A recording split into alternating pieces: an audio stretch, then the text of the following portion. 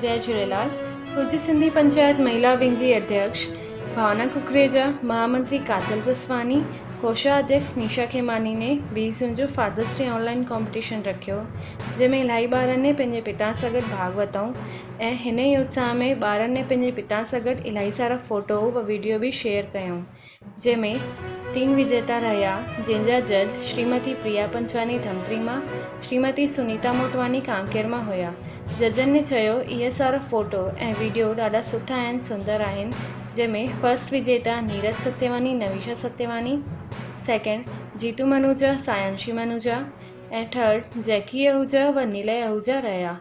ऐं कंसल्टेशन में फर्स्ट गौरव गोवानी युवराज गोवानी, सेकेंड जीतू हेमानी काजल हेमानी ऐं थर्ड विजय नागवानी मायरा नागवानी हुया। इहे सभु फादर्स डे कॉम्पिटिशन जा विजेता रहिया। जय झूलेलाल।